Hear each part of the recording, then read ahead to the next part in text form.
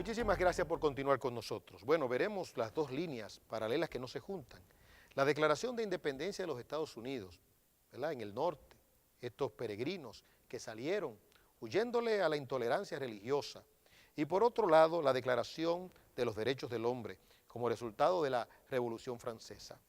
El motivo de la Declaración de Independencia de los Estados Unidos, la gloria de Dios. El motivo de la Declaración de los Derechos del Hombre, entronar la razón en lugar de Dios. Y la humanidad sigue la misma trayectoria hoy en día, o la razón o Dios. Pero no se olvide usted los principios que regulan esta serie, ¿verdad? Lo que tú no quieras que te hagan a ti, no se lo hagas a otro. Con la misma medida con que medís, seréis medido. Juzgad con justo juicio. Y como dice Pablo en Romanos capítulo 2, ten cuidado, tú que juzgas, porque en lo que juzgas a otros te condenas a ti mismo. Y eso hay que tenerlo en cuenta. Es decir, aquel Robespierre que habló de manera correcta, más luego cuando llegue al poder, su discurso y su accionar es totalmente diferente. Bueno, en lo que respecta a los Estados Unidos, pudo haber pasado lo mismo, porque aun cuando habían principios cristianos, estos principios eran llevados por hombres imperfectos, vulnerables, que en el momento pues de gloria y de poder podían avasallar y hacer lo mismo que le habían hecho a ellos en Inglaterra. De hecho pasó con la bruja de Salem, que ya ustedes han escuchado y han sabido, pero hubo un stop a esto. Pero también pasó en los tiempos del énfasis a guardar el día del Señor desde el punto de vista de la ley moral, es decir, del decálogo. Se le dio el mismo valor a este mandamiento que al mandamiento de no matarás. Entonces decía Robert Murray McCheyne, bueno, el que no guarda el sábado o el domingo en aquel contexto es lo mismo como si estuviera cometiendo el crimen de quitarle la vida a otra persona. E intentaron poner este mandamiento de manera federal o penal o civil. ¿Qué conllevaba esto? Bueno, que un asunto religioso ya se estaba inmiscuyendo en asuntos propiamente civiles y penales. Esto podía causar cosas muy terribles. Ellos se habían olvidado de que habían llegado a ese lugar, a Norteamérica, ¿para qué? Bueno, para levantar la bandera de la tolerancia y de la libertad de cultos. De ahí entonces es que hombres de Dios se levantaron para mostrar consistencia entre el credo y la práctica, es decir, lo que se creía y, ¿qué más? Y lo que se hacía. Observen por un momento esto que dijo Roger Williams. Esta nación fue fundada como un santuario para los disidentes religiosos. En otras palabras, aquí caben todos, vengan todos, y que vamos a respetar sus creencias religiosas. Ya lo que tenía que ver con el sábado o el domingo, en aquel contexto, repetimos, tenía que ver con un asunto religioso. Y la Biblia lo establece así, porque el sábado viene siendo un estandarte. Y no vamos a tratar a profundidad el tema del sábado, ¿verdad?, o del domingo. En su debido momento analizaremos y trataremos este aspecto o este asunto. Williams añadió algo más. Dice, el magistrado civil no podrá inmiscuirse ni siquiera para evitar que una iglesia cometa apostasía o herejía. En otras palabras, lo que estaba diciendo Williams, si permitimos que el Estado determine quién es hereje o quién no es hereje, vamos a estar en lo mismo que en Inglaterra. Por eso hay que tener cuidado, mucho cuidado. En América Latina hubo un precedente reciente, unos años atrás, décadas atrás, pero reciente a razón de toda la historia que hemos venido narrando, los siglos, ¿verdad? En Guatemala específicamente, un presidente que fue llevado por el voto de los evangélicos o protestantes. Este hombre, de una manera inadecuada, por falta de una cosmovisión correcta, bíblica y un conocimiento de la historia, quiso instaurar una especie de teocracia y estableció un día de ayuno. ¿Podía hacerlo? No, no podía hacerlo. Podía hacerlo si todo el mundo decía que había que hacerlo, pero no podía imponer algo religioso porque el Estado no es religioso. El Estado es de todos y hay que respetar las ideas, lógicamente. Los hombres que manejan el Estado sí deben de ser influenciados por la verdad del Evangelio, pero tienen que ser cuidadosos cómo administran sus creencias, porque ellos son los que gobiernan, pero los que gobiernan no para un sector religioso, ellos gobiernan para ateos, ellos gobiernan para evangélicos, católicos, mormones, testigos de Jehová, gobiernan para todos. Eso es lo que se llama tener un gobierno de equidad. Bueno, qué bonito sería y qué maravilloso sería que los gobernantes fueran influenciados por la verdad de Dios. Ellos pueden tener sus postulados y adorar a Dios y buscar la dirección de Dios, pero su fe es de ellos y pueden declarar su fe, pero ellos no gobiernan como religiosos, ellos gobiernan como estadistas. Esa es la idea y eso procuraron estos hombres. Lógicamente que hoy en día hay un desbalance porque en Estados Unidos, tristemente, quieren quitar la religión, ¿verdad? Entonces entronan otra religión que es el ateísmo.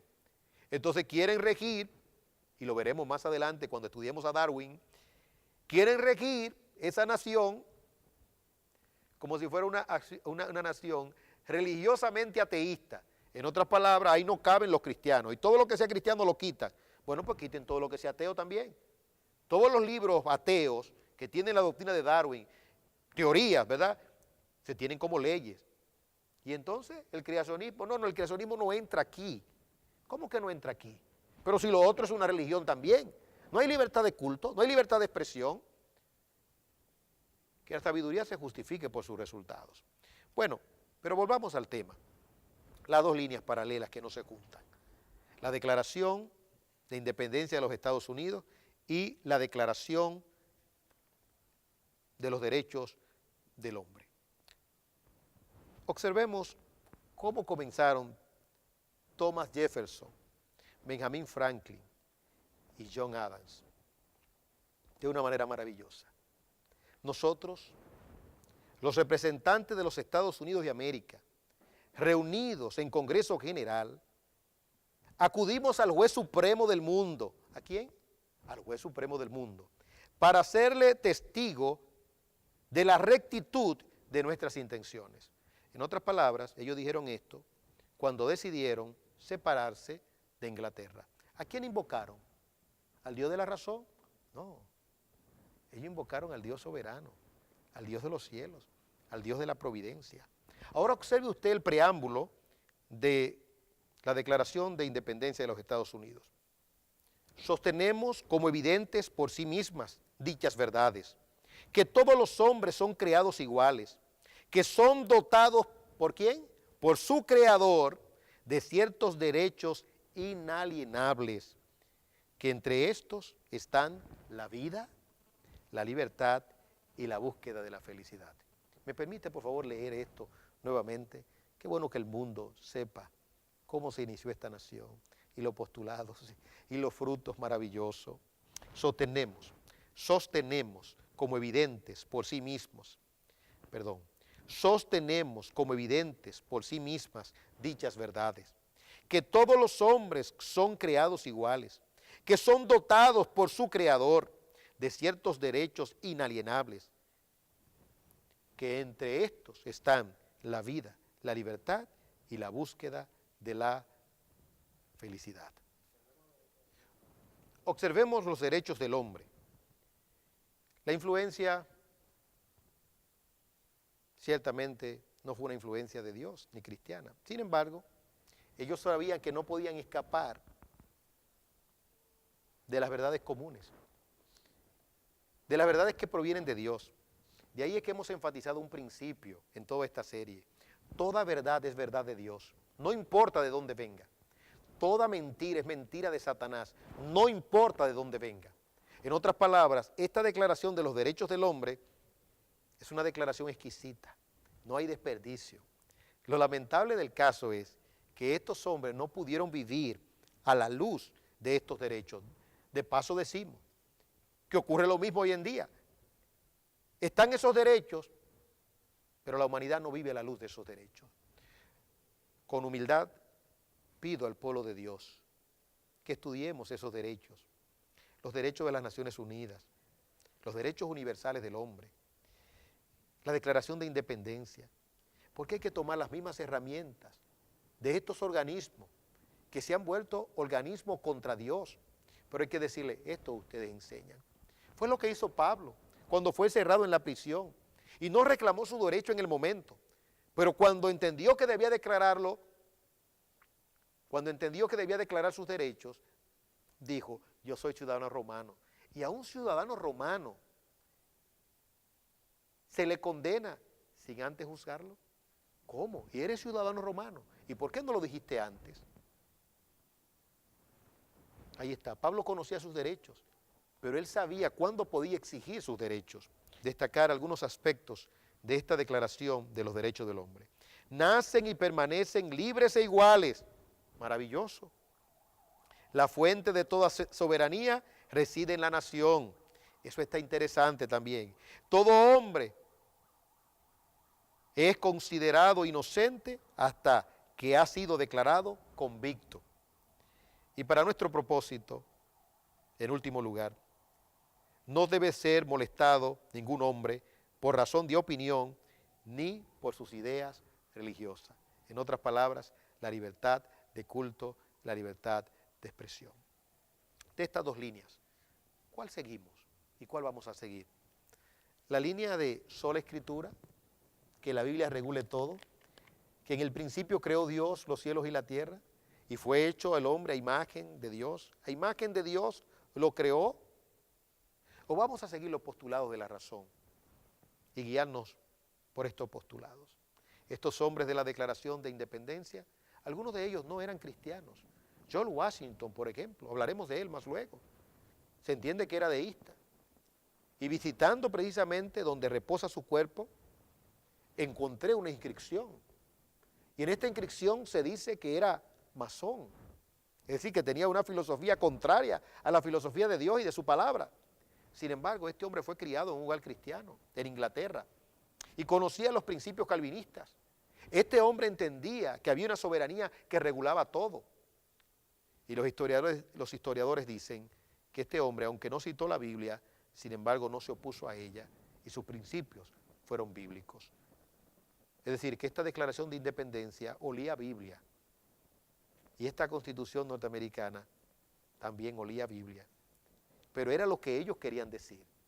En el caso de los seguidores de la razón, en la Revolución Francesa, lo que ellos decían no era lo que querían decir. ¿Cómo así? Lo que ellos decían no era lo que querían decir. ¿Y cómo usted sabe que no era lo que querían decir? Por la práctica, por los hechos. No es lo que yo diga, es lo que yo quiera decir. No es lo que usted diga, es lo que usted quiera decir. Lo que usted dice no es lo que determina, es lo que usted quiere decir. Y lo que usted quiere decir se sabe por lo que usted hace. Usted puede decir muchas verdades, pero eso no es lo que usted quiere decir. Usted está usando esas verdades para su propósito, pero no es. Lo que va a determinar, eso es su conducta. Yo puedo hablar de amar a la esposa, pero ¿sabe qué? Usted va a interpretar eso de amar, de sumisión, de acuerdo a cómo yo trate a mi esposa. No es lo que diga, es lo que yo quiera decir. La historia muestra la abundancia de sangre derramada en Francia, pero también la historia muestra el espíritu sinérgico de los pioneros y de los fundadores de la nación norteamericana. Regresaremos para dar la última pincelada de esta serie, Una gota de veneno en un vaso de leche.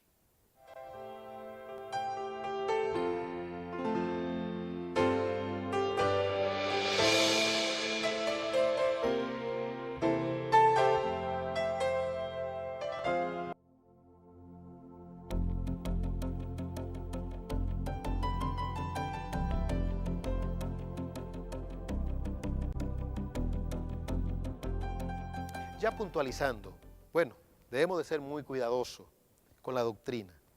Debemos persistir en la verdad, porque esa doctrina que salva, mañana si la torcemos puede ser una doctrina que lleve a la perdición a muchos, incluyendo hasta el que le enseña. Ten cuidado de ti mismo y de la doctrina, persiste en ello, pues haciendo esto te salvarás a ti mismo y a los que te oyeren. Al considerar la Revolución Francesa y la Declaración de Independencia de los Estados Unidos, entonces no nos queda más que advertir de la responsabilidad de lo que pensamos y de lo que plasmamos. Que debe de haber honestidad intelectual, que debe de haber consistencia, porque todo acto de injusticia es vengado por Dios. Y cuando usted escribe algo y usted no vive a la luz de lo que escribe, es decir, si lo que escribió es bueno y es regulativo, o si lo que los hombres escriben es regulativo para los demás hombres, para la nación, y no se vive a la luz de ello, entonces eso se puede decir que es injusticia. Lo pensamos, lo ponderamos, lo consideramos, lo aplicamos. Debemos ser consistentes con esto. No debemos desviarnos del camino correcto. Si hablamos de la dignidad humana, respetemos la vida. Si estamos hablando del valor del hombre, entonces no hablemos mal del prójimo. Si hablamos del cuidado de juzgar a un hombre o de condenarlo sin escucharlo, entonces mantengamos el principio de la inocencia hasta que se demuestre lo contrario. Si sabemos del poder de las palabras, seamos cuidadosos con las palabras, porque una palabra unida con otra palabra se convierte en una oración, y una oración unida a otra oración se convierte en un párrafo, y un párrafo con otro párrafo se convierte en un escrito y hasta en un libro. Y todo esto en una filosofía que puede acarrear muerte y puede acarrear vida. ¿Es usted seguidor de Nietzsche? ¿Es usted seguidor de Freud? ¿Es usted seguidor de Rousseau? ¿Sigue usted los postulados de Maximilien Robespierre? ¿O usted sigue las verdades de Dios en su palabra y analiza los escritos de hombres como Lutero, Calvino, John Knox y otros hombres de Dios que han mantenido coherencia con la verdad verdadera? Pero por último, se debe de observar, no nos fiemos, y no nos fiemos por la vulnerabilidad humana. En otras palabras, hoy estamos en la verdad, y si nos descuidamos podemos estar en el error. Y no se olvide de esto. Primero, las doctrinas no mueren, solamente duermen. Y no se olvide de esto también. Una gota de veneno en un vaso de leche es suficiente para hacer un vaso de leche mortal. Y lo que dice la palabra de Dios, una mosca hace ceder el perfume del perfumista. Así una mala acción, toda la trayectoria de un hombre. Que la paz de Dios sea con usted y con toda su familia.